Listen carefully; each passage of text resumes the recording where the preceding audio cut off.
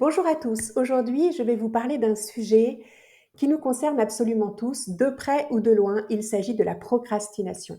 Alors, vous savez, c'est ce moment où l'on remet toujours à plus tard ce que l'on sait devoir faire.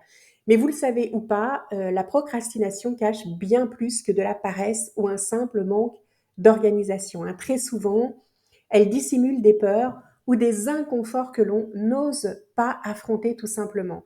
Et la procrastination, eh bien, on la vit tous, que ce soit un projet professionnel ou une tâche administrative, ça c'est moi, ou même un simple appel à passer, eh bien, on repousse souvent cette action. Mais alors, pourquoi?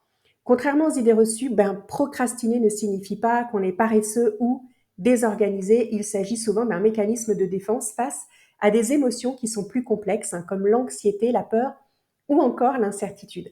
Si par exemple, vous avez un projet important à lancer au travail, mais vous remettez constamment et constamment son démarrage à demain ou sur le lendemain, etc. Au fond, ce n'est pas que vous n'avez pas envie de le faire, mais plutôt que ce projet suscite en vous des inquiétudes, des peurs qui sont sous-jacentes et parfois même inconscientes. Alors, il y a par exemple la peur de l'échec. Nous avons tous à un moment ou à un autre douté de nos capacités, la crainte de ne pas réussir nous pousse à éviter la tâche pour ne pas avoir à faire face à un échec potentiel. Il y a aussi la peur de réussir. Alors ça peut paraître complètement paradoxal, mais la réussite, elle peut également faire peur. Pourquoi? Parce qu'elle vient souvent avec de nouvelles responsabilités, des attentes beaucoup plus élevées, et cette perspective-là, eh bien, elle peut être intimidante. Il y a la peur du jugement des autres aussi. Lorsque nous nous exposons à l'opinion des autres, eh bien, il est naturel de craindre leur critique, leur regard, et ça, eh bien, ça peut nous amener à éviter d'agir. La peur de l'incertitude, quand une situation nous semble floue ou incertaine, eh bien, notre cerveau préfère rester dans ce qu'il connaît, même si c'est inconfortable à long terme.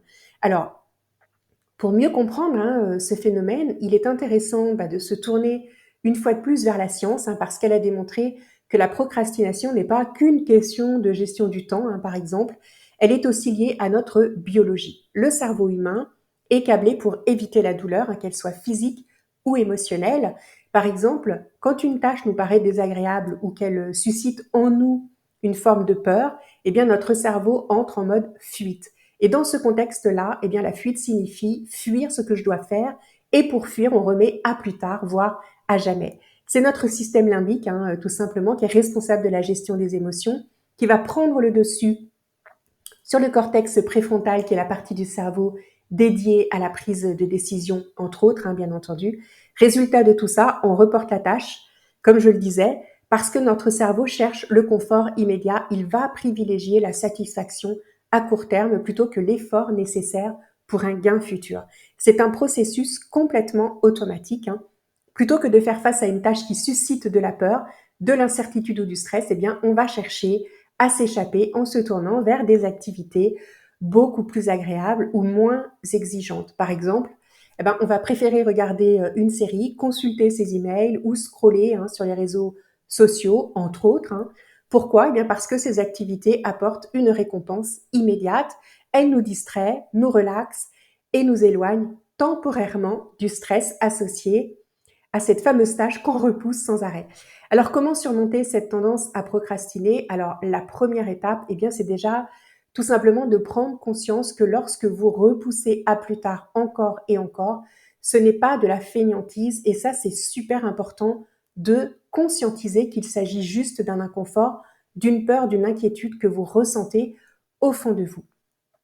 Une fois que vous avez identifié cette peur, cette inquiétude, etc., eh bien, il existe des techniques pour les surmonter, les déconstruire, les faire taire, etc.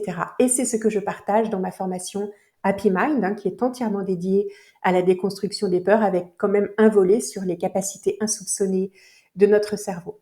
Vous trouverez un lien dans la description pour en savoir plus si ça vous intéresse. En conclusion, la procrastination, eh bien, ça n'est pas une fatalité. En apprenant à identifier et comprendre les peurs qui se cachent derrière, eh bien, vous pouvez reprendre le contrôle sur elles. Je vous dis à bientôt dans une prochaine vidéo.